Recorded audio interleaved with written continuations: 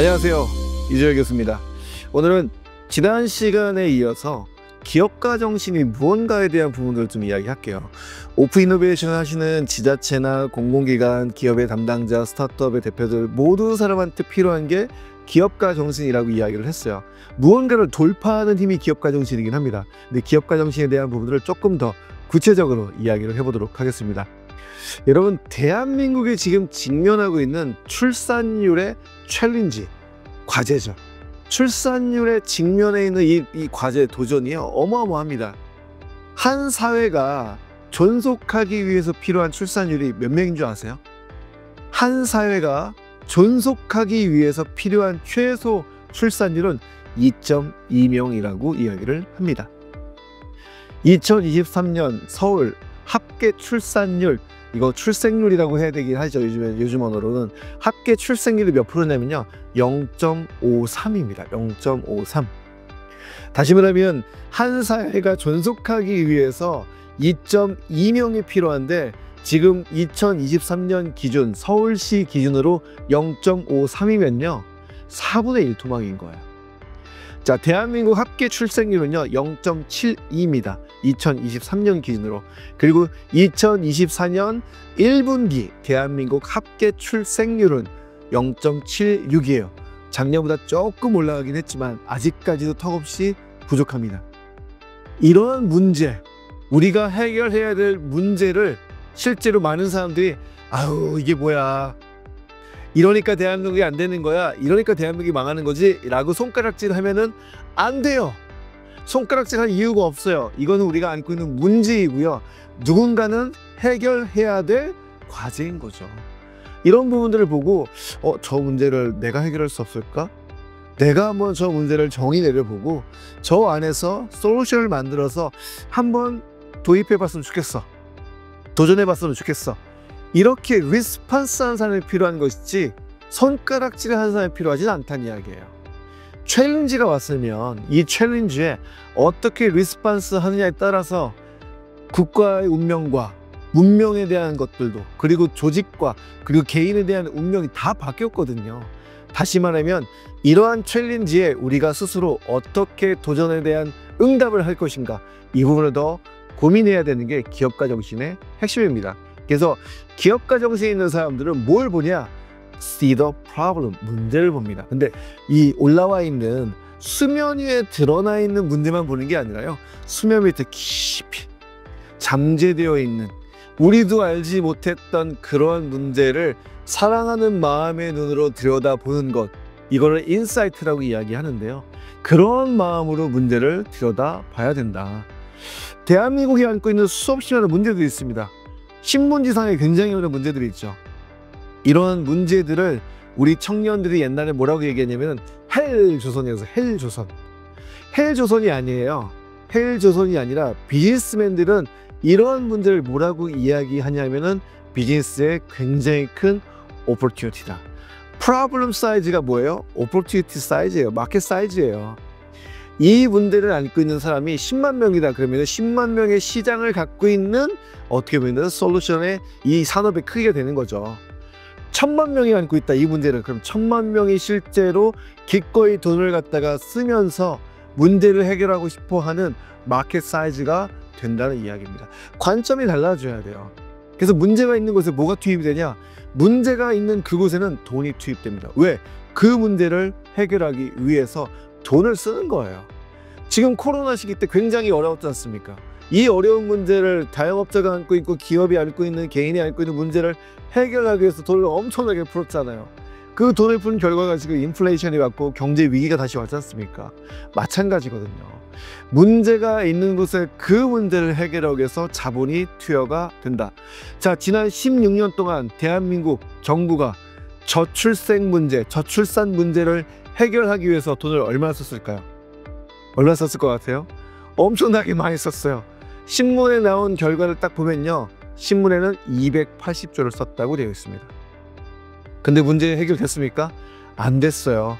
문제 해결이 아니라 점점 더 추락했죠. 돈을 쓰기는 썼는데 문제는 해결이 안 되고 출생률은 현저히 낮아졌다. 뭔가 프로블럼 디파인이 잘못됐거나 아니면은 솔루션이 적합하지 않았거나 이런 부분에 대해서 다시 한번 되짚어 봐야 되겠죠. 그래서 기업가 정신인 사람은 이걸 가지고 손가락질 하지 않아요. 이 문제를 다시 한번 깊게 들여다보고 이 문제를 해결할 수 있는 방법이 뭘까? 이에 대한 고민을 하는 것이 기업가 정신을 갖고 있는 사람들의 가장 큰 특징입니다. 그래서 기업가 정신이 있는 사람들은요, 이전에 없었던 혁신적인 밸류, 가치를 만들어내는 사람이에요. 가치. 그 밸류를 통해서 사회에 임팩트를 창출하고요. 그걸 통해서 뭐래요? 사회 문제를 해결하기 때문에 책임지는 사람이라고 이야기를 합니다.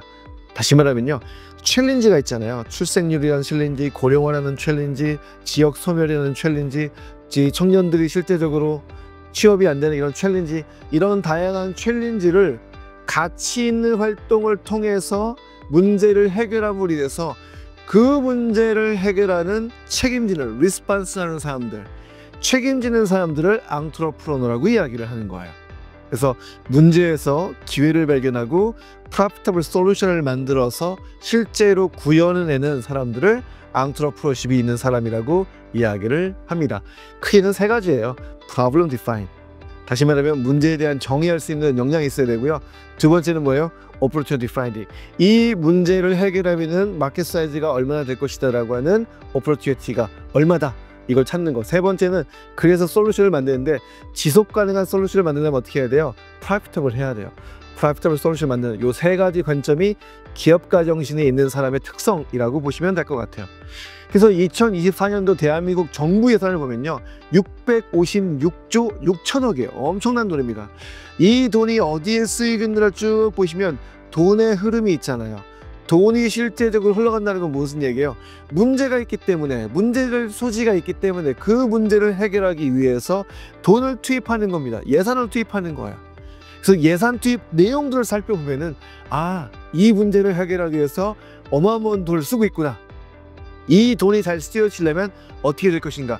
그러한 관점에서 여러분들이 보시고 그 안에서 이 문제는 내가 해결할 수 있을 것 같은데, 내가 한번 도전해 볼 수 있을 것 같은데, 그럼 여러분 스스로가 리스판스를 해보십시오. 그러면 결과를 만들어낼 수 있는 출발점은 충분히 될 거라고 생각이 들어져요. 이 그룹사에서도요, 요즘에 기업가들은 굉장히 많이 강조합니다. 롯데그룹 같은 경우에도 83엔으로 시작해서 재계 5위까지 갔던 롯데를 만든 가장 근본 바탕이 뭐냐? 기업가 정신이라고 이야기를 하고 있어요. 시대가 요구하는 기업가 정신의 내용을 보면요, 지속 가능한 성장, 기업의 핵심 화두는 무조건 뭐예요? 지속 가능한 성장이에요. 작년도 매출이 100억이었어요. 그럼 올해 매출 90억. 말이 안 됩니다. 여러분, 대표님이 야, 작년에 100억 했으니까 올해는 좀 쉬어, 편하게 올해는 한 80억만 하자, 이렇게 하시는 기업 아무 데도 없어요. 올해 100억 했으면 내년에 어떻게 해야 돼요? 내년에 120억 해야 돼요. 130억 해야 돼요. 지속 성장을 통해서 생존에 대한 부분들을 계속 만들어 가야 되거든요. 그래서 지속적인 혁신이 필요한 부분들이 시대가 요구하는 기업가 정신이기도 합니다. 그래서 기업가 정신을 정말 잘 해내기 위해서 필요한 네 가지 속성이 있어요. 창의성, 혁신성, 리더십, 그리고 마지막이 뭐예요? 위험, 감수입니다. 리스크 테이킹을 하는 이야기입니다. 리스크 테이킹을 하지 않고 어느 것도 도전하지 않으면 아무 일도 일어나지 않아요. 창의성을 가지고 뭔가 새로운 걸 만들겠다는 혁신성을 가지고 함께 비저닝을 통해서 우리 이렇게 가자라고 위험을 감수해 주셔야 직원들도 함께 움직입니다. 리더가 리스크 테이킹을 안 하고 리스크 어보이딩을 한다 그러면 직원도 똑같습니다.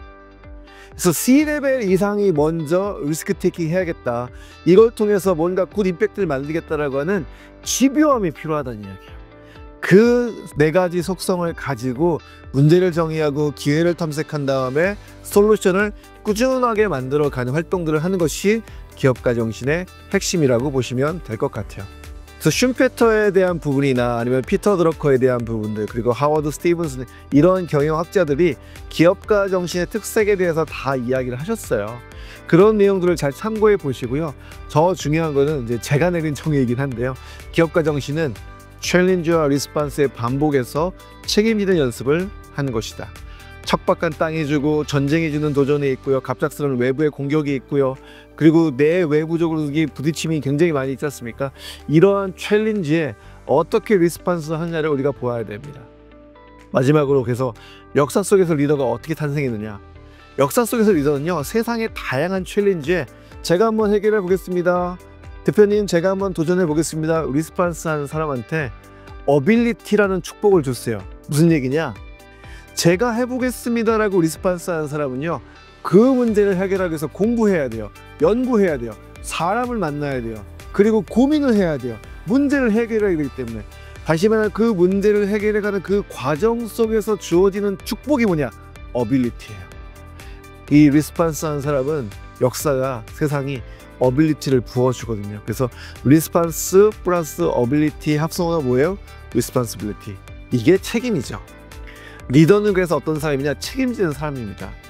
리스판스 하는 사람에게 주어지는 어빌리티의 축복을 누리고 그 사람이 그 시대의 리더로 성장할 때 그 사회는 건강해집니다.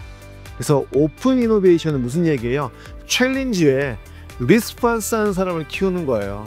리스판스 하면서 어빌리티의 축복을 실제적으로 내 것으로 내재화하면서 리더로 성장시키는 겁니다. 기업은, 지자체는, 공공기관은 오픈 이노베이션을 통해서 책임지는 자, 리더를 반드시 양성을 해야 합니다. 꼭 그렇게 하셨으면 좋겠고요. 이걸 시청하신 여러분이 그런 리더가 되셨으면 좋겠습니다. 감사합니다.